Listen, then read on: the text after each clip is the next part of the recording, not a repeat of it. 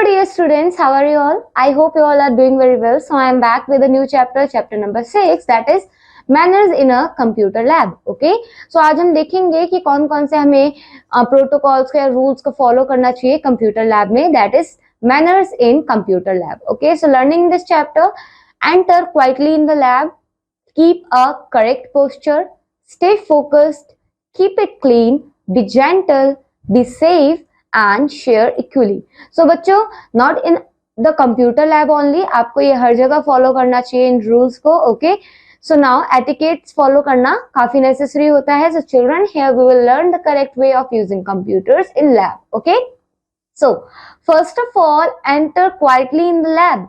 So जब आप computer lab में जाते हो, आपकी टीचर क्या करती है, लाइन आपको लगवाती है, मतलब क्यू बनवाती है, एंड आप उस क्यू को फॉलो करते हुए क्या जाते हो, अपने कंप्यूटर लैब में जाते हो. सो enter quietly in the computer lab in Q. Okay, so here you can see, आपको इसी तरीके से अपने कंप्यूटर लैब में जाना है. Now Do not push others in the queue.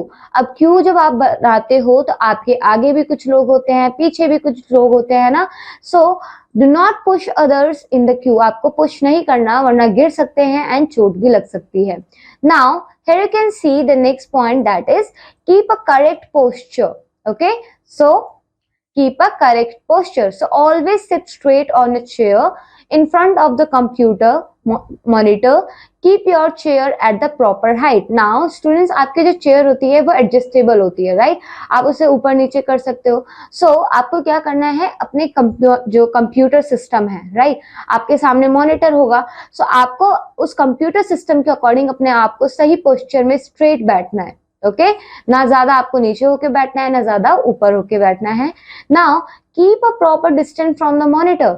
अब बच्चों, आपको ये चीज ध्यान रखनी है कि मॉनिटर से लाइट रेडिएट्स होती है. ओके, सो आपको क्या करना है, जैसे हम कहते हैं ना, फोन को ज्यादा पास से मत चलाओ, उसी तरीके से मॉनिटर से भी आपको एक प्रॉपर डिस्टेंस को मेंटेन करना है. And do not sit too close to the monitor, it harms your eyes.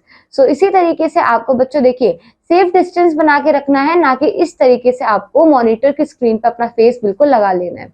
Now here stay focused. So do not make noise in the computer lab. आपको कंप्यूटर लैब में शोर नहीं मचाना.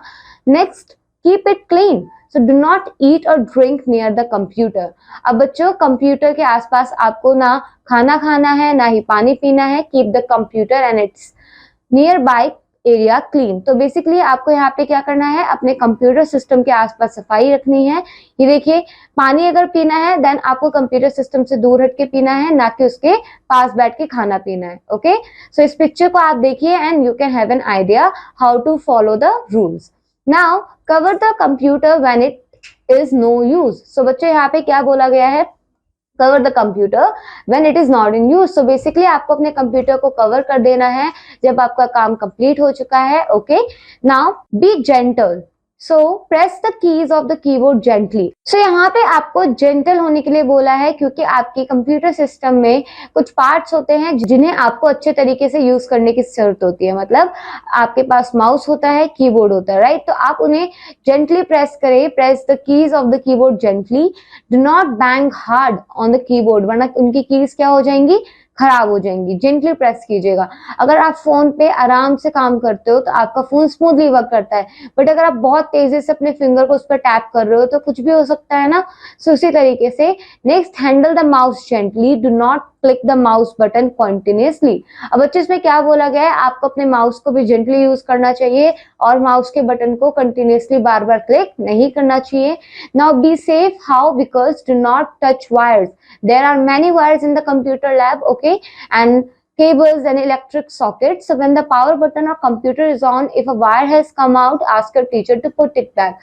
So आपको किसी भी इलेक्ट्रिक चीज से खुद ही इंटरेक्ट नहीं करना. You can ask your teacher, वो आपको हेल्प करेंगे इसके लिए. Okay, now share equally. बच्चों, सो हम डेली लाइफ में भी कहते हैं ना, शेयर इक्वली. आपके पास कोई चीज है तो आप अपने फ्रेंड्स के साथ भी शेयर करो.